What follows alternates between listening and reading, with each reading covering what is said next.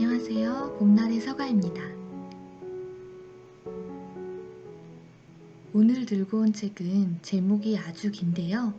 아프면 아프다고, 힘들면 힘들다고, 외로우면 외롭다고 말하라입니다. 이 책은 상담가이자 목사님인 김유비 목사님의 책입니다. 목사라고 하면 대부분 교회에서 말씀을 전하는 모습을 떠올리실 텐데요. 김유비 목사님은 상담 사역을 하고 계세요. 온라인 강의도 하시고 1대1 부부 상담도 하시고요. 그런데 이렇게 목사님이 다른 길을 걷게 된 데에는 특별한 이유와 목적이 있습니다. 목사님은 어린 시절 알코올 중독자 아버지 밑에서 폭력에 시달리며 자라셨다고 해요. 열등감과 우울증에 시달리다가 10대 시절에 예수를 만나고 회심을 하게 됐죠. 목사가 되고 결혼도 했지만 목사님 안에 있던 깊은 상처들은 그저 깊숙이 묻어둔 채 사셨다고 해요. 그러다가 결혼 생활 중에 그 상처들이 가정을 조금씩 위태롭게 만들게 됩니다. 교회에서는 열정적인 목사로 통했지만 아내에게는 그저 일 많이 하는 남편이었고 부부싸움을 하는 날이면 화를 내고 소리를 치면서 아내를 몰아세웠다고 해요. 보증금 500만 원에 월세 30만 원짜리 신혼살림에 아이까지 키워야 하는 팍팍한 삶이 목사님을 더욱 바쁘게 만듭니다. 낮에는 대학원에서 공부하고 저녁에는 학원에서 일하고 주말에는 교회에서 사역을 했으니까 정말 버티고 견디는 시간이었을 것 같다는 생각이 들더라고요. 그렇게 노력했지만 결국 월세는 5달이나 밀리게 되고 아이의 기저귀까지 떨어져 버립니다. 아내의 걱정스러운 말에 목사님은 결국 목에 핏대를 세우며 고함을 치셨다고 해요. 그렇게 힘든 시간을 보내다가 3년 만에 가정의 위기가 찾아오고 결국 이혼을 하기로 결심을 하게 됩니다. 그런데 그 즈음에 목사님의 아버지에게서 전화가 걸려옵니다. 목사님의 부모님이 이혼을 하신다는 이야기를 들은 거죠. 부모님이 이혼을 하시면서 아버지가 A4 용지 60장이 넘는 긴 편지를 써서 전달하셨다고 해요. 편지를 읽으면서 아버지의 어린 시절이 자신과 참 많이도 닮아 있음을 깨닫고 목사님은 아버지를 위해 눈물을 흘리며 느끼셨대요. 내 치유되지 않은 상처로 인해 사랑하는 아내와 아이에게 상처를 주는 가해자가 되었구나. 나는 아버지의 외모뿐만 아니라 상처마저 닮아 있구나 라고 말이죠. 목사님은 그 편지를 들고 집으로 돌아가 아내에게 건넵니다.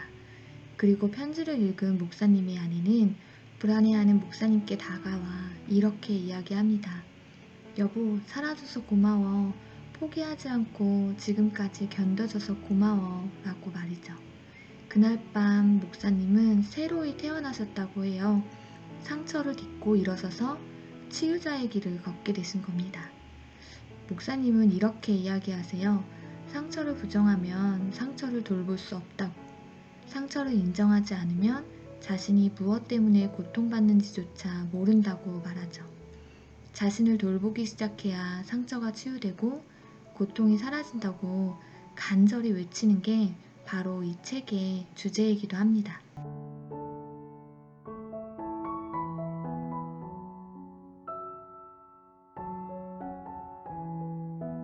상담을 통해 만났던 내담자들의 이야기를 적절히 섞어 새롭게 구성하고 목사님의 코멘트를 정리해 나온 책이 바로 아프면 아프다고, 힘들면 힘들다고, 외로우면 외롭다고 말하라입니다. 부드러운 대화체 문답 형식으로 되어 있어서 그 자리에서 다 읽어버릴 정도로 가독성이 좋았던 책이었어요. 하지만 쉽게 책장을 넘기지 못하게 만들었던 책이기도 합니다. 책 속에는 다양한 이유로 상처 입은 사람들이 등장합니다. 4가지 주제를 지닌 챕터에 26가지 사례가 나오는데요. 4가지 챕터에는 각각 상처 입은 마음 때문에 힘든 사람들, 잘못된 신념으로 인해 고통받는 사람들, 부부 사이 갈등으로 인해 힘든 이들, 우울한 감정 때문에 어려움을 겪는 사람들에 대해 이야기하고 있습니다.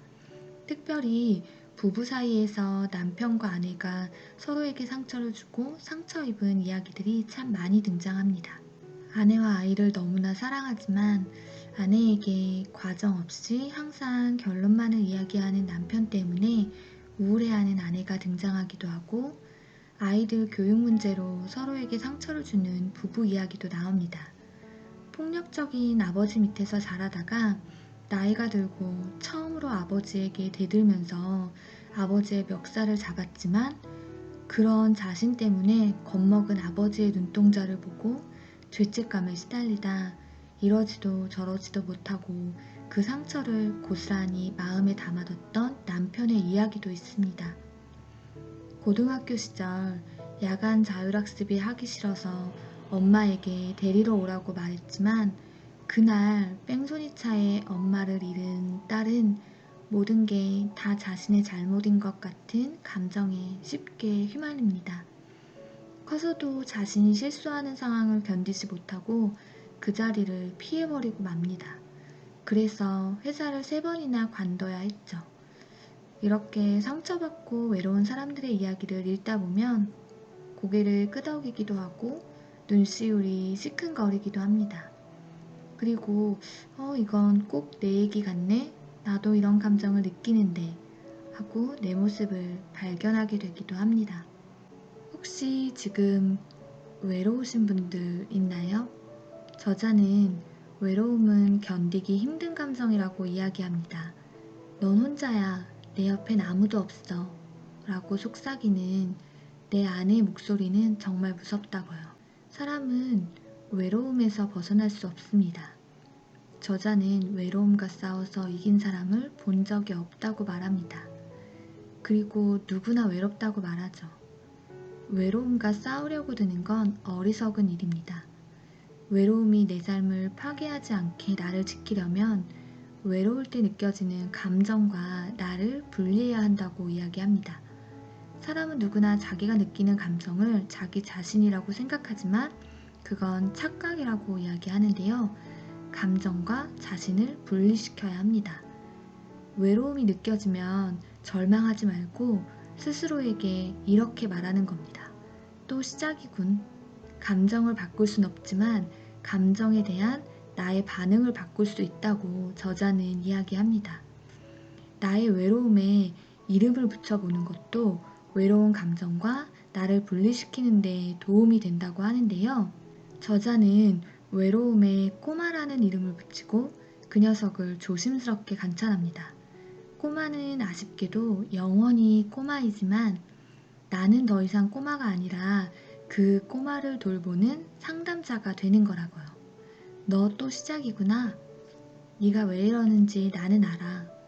너 많이 무섭고 두렵구나. 나 때문에 네가 고생이 많다. 하지만 언제나 두려움에 떨 수는 없어. 내가 널 돌봐줄게. 내가 널 도와줄게. 내 안의 꼬마를 돌보고 꼬마와 함께 사는 삶이 익숙해지는 데는 시간이 걸릴 거라고 이야기합니다.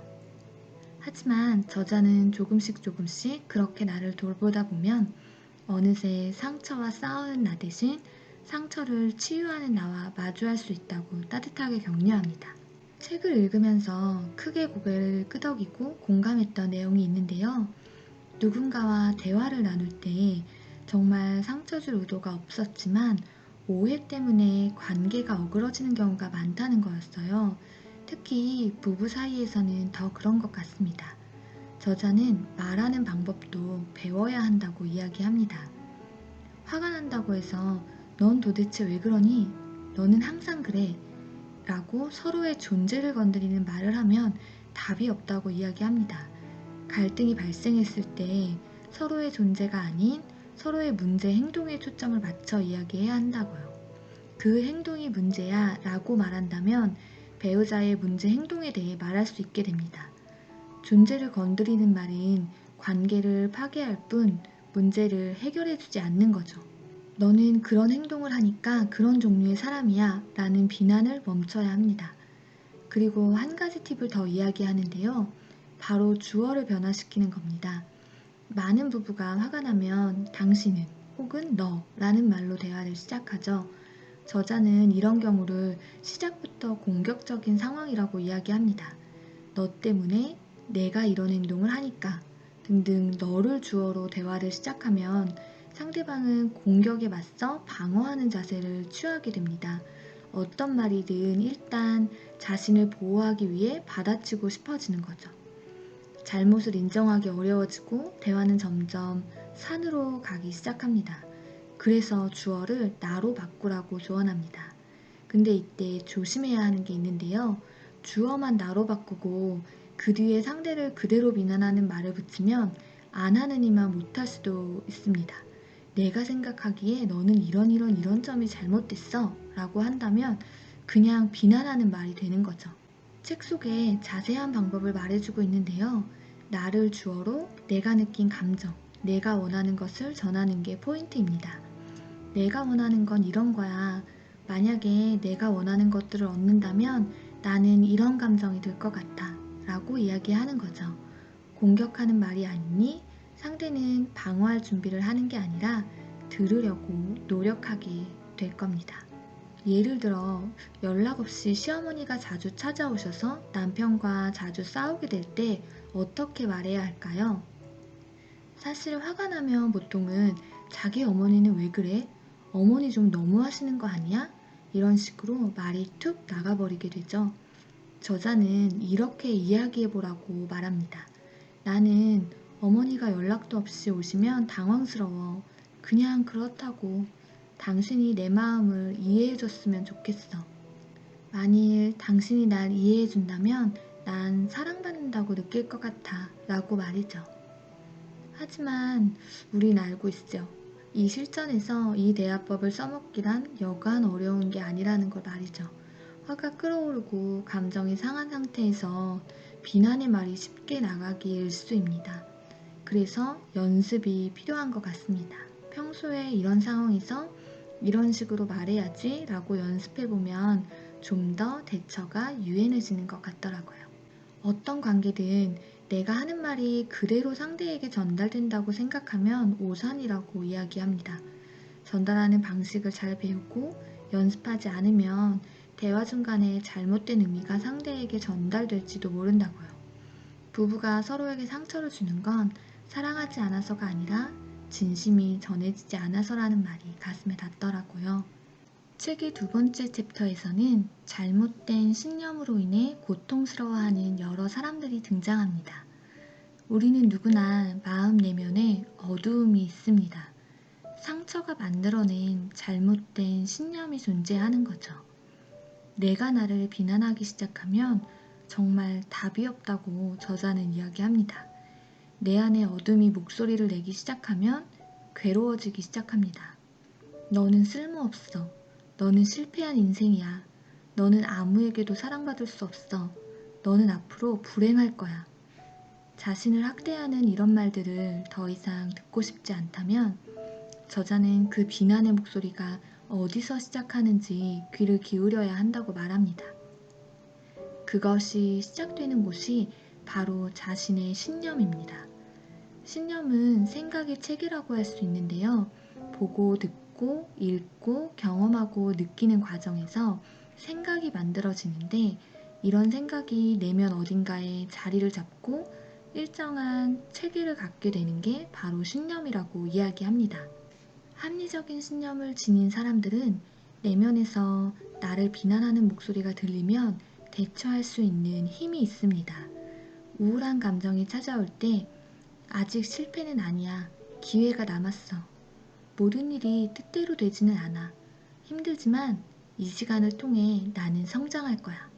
조금 쉬었다가도 괜찮아. 라고 부정적인 감정에서 벗어날 수 있습니다. 하지만 잘못된 신념은 이런 힘을 앗아가 버립니다. 무자비한 내면의 소리들 때문에 고통받을 뿐이죠. 상처가 만든 잘못된 신념은 감정을 망치고 망가진 감정은 잘못된 행동을 만듭니다. 사람들은 진실에 의해 상처 입는 게 아니라 잘못된 신념으로 인해 상처 입고 파괴됩니다. 감정이 망가진 채 잘못된 행동으로 또 다른 누군가에게 상처를 주며 살아가죠. 저자는 사람은 누구나 사랑받고 싶은 욕구가 있다고 말합니다. 그래서 사랑받아야만 행복한 사람이야 라고 쉽게 생각해버리게 된다고 말합니다. 하지만 사랑하는 방법에도 저마다 차이가 있고 자기의 존재 가치를 결정해주는 건 결코 타인이 아니라고 이야기합니다.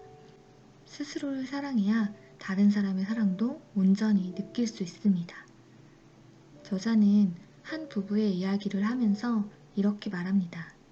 남편의 사랑으로 자기 존재감을 결정하려는 사람은 늘 불안정할 수밖에 없다고요.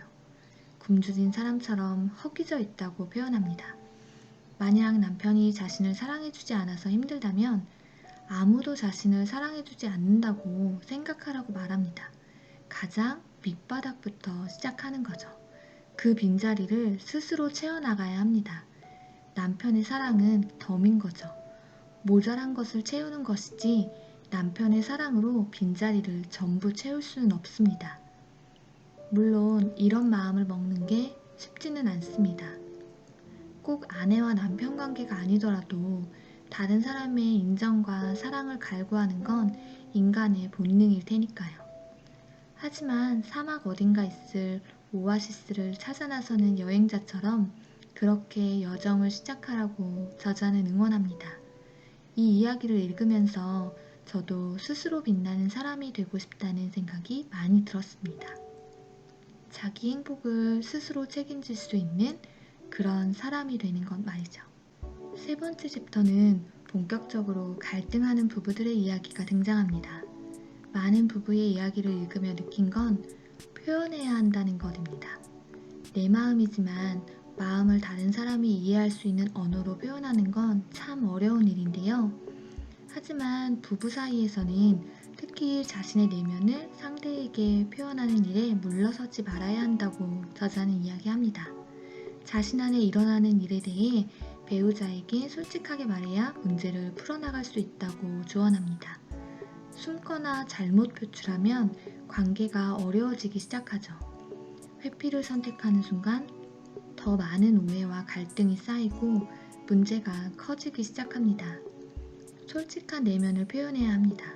배우자가 어떻게 반응할지는 그 다음 문제라고 이야기하고 있습니다. 배우자가 만약 공감한다면 이해받을 수 있겠죠. 혹 거절한다면 서로의 차이를 발견하고 인정해야 합니다. 불편하더라도 멈추지 않고 자신을 표현해야 건강한 관계로 나아갈 수 있습니다. 정말 이건 아무도 대신해 줄 수 없는 일인데요. 서로가 온전히 가정을 책임지기 위해선 불편해도 표현해야 하는 것 같습니다. 마지막 챕터는 우울한 감정에 대해서 다루는데요. 아까도 잠시 언급했지만 감정을 느끼는 사람은 나지만 그 감정은 내가 아님을 분명히 알아야 합니다. 감정과 자신을 구분할 수 있어야 하는 거죠.